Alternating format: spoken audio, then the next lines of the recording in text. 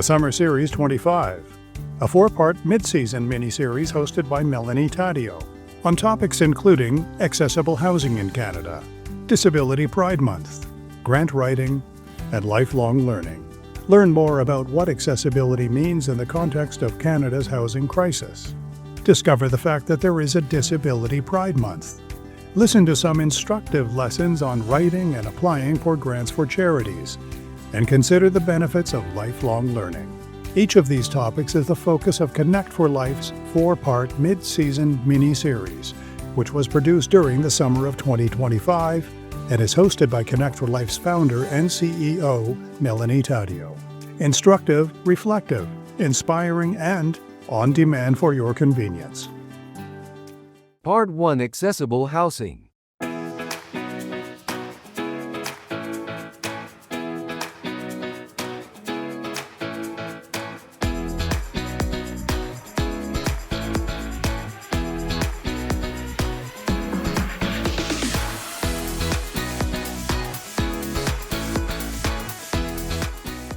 Welcome to another Melanie Minute.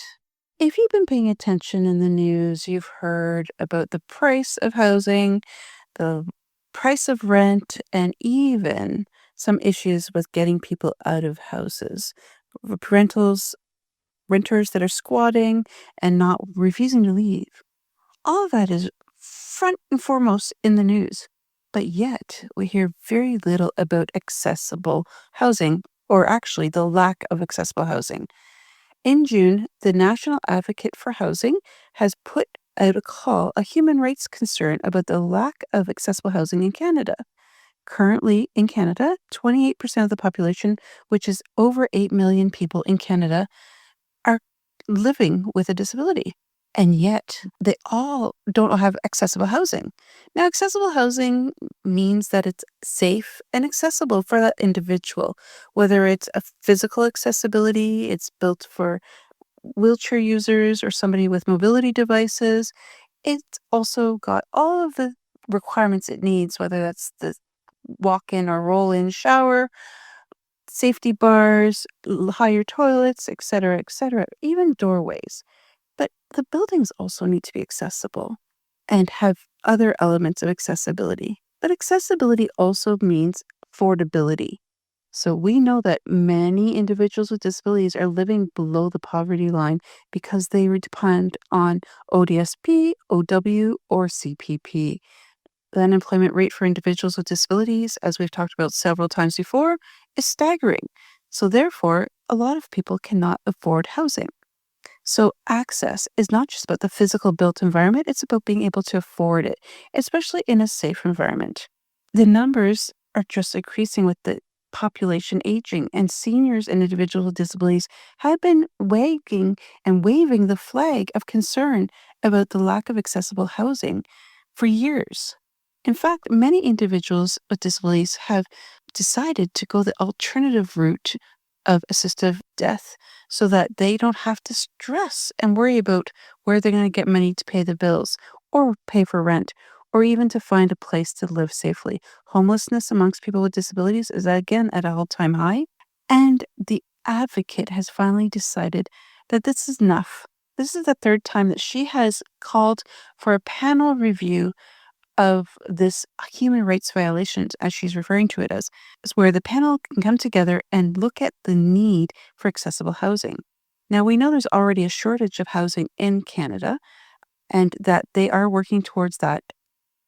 But that's great, but they have to have a percentage of the housing that they are making and building to be accessible. And that needs people with disabilities at the table from the get-go to talk about what that looks like. And we're not just talking about group homes and people living collaboratively. It's also about not making people with disabilities having to move into retirement homes and nursing homes because there's no other alternatives.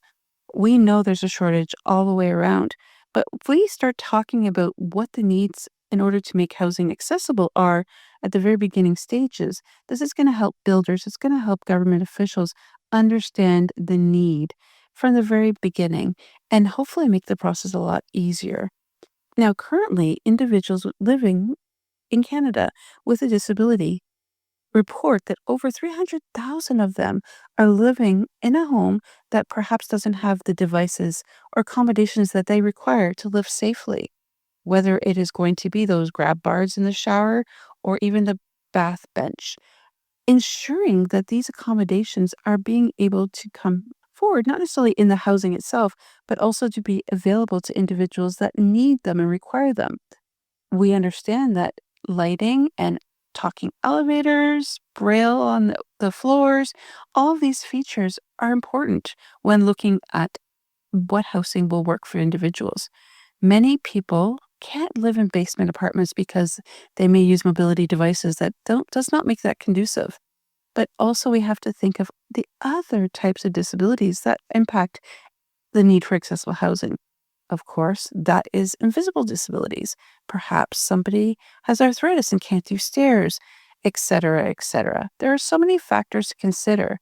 But now that the advocate has called for this inquiry for people to start to really talk more about it, it'll be interesting to see A, how long it takes for them to put a panel together to really get into the nitty-gritty of it, and then B, how long it takes to actually make these accommodations available.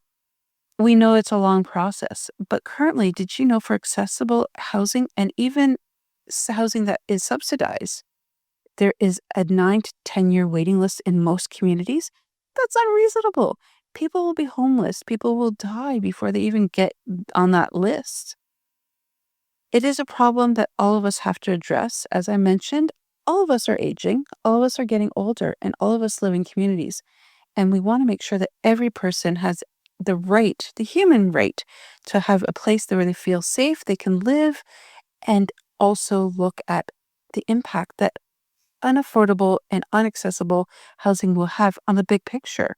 Individuals that don't have access to housing will not have the ability to go and work. They won't have a place to shower. They won't have a place to sleep or eat. Things like that are things that are bare human rights. And we're talking about Canada. Why has it been put off so long after so many years of people bringing this up as a concern? Many communities have committees looking at accessible housing and the housing shortage in general. And I encourage you all to do your research. Find out what's happening in your community. Is there a project or plan in place for housing, not just for individuals with disabilities, but for everybody? Again, affordability, accessibility, and of course, safety are all top of lists when looking at the accessibility and affordability in this housing crisis. So the next time you hear on the news about the price of homes and people not being able to afford to buy a home, or even the rental costs and people not leaving their rental properties, know that their story is much bigger than it really is. It's more diverse, it's more complex, and there are a lot more elements to it. There are lots of opportunities that you can get involved. Reach out to your local communities and find out what their standards on housing are. Housing is so much more than just checking the boxes for a building code. It's about understanding the needs of the community, understanding that underprivileged and marginalized groups are suffering lack of employment, lack of access, etc. for housing. So get involved in your community to find out what is being done. And if there isn't, talk to your local officials, talk to the MPs, the MPPs, your city councilors, and share your concerns, because it may not be you at this time, but remember, we are all aging, and one day you may need accessible housing. Love to hear your thoughts and ideas, so please share on our social media platforms or send me a message or email at melanie@connectforlife.ca. Until next time.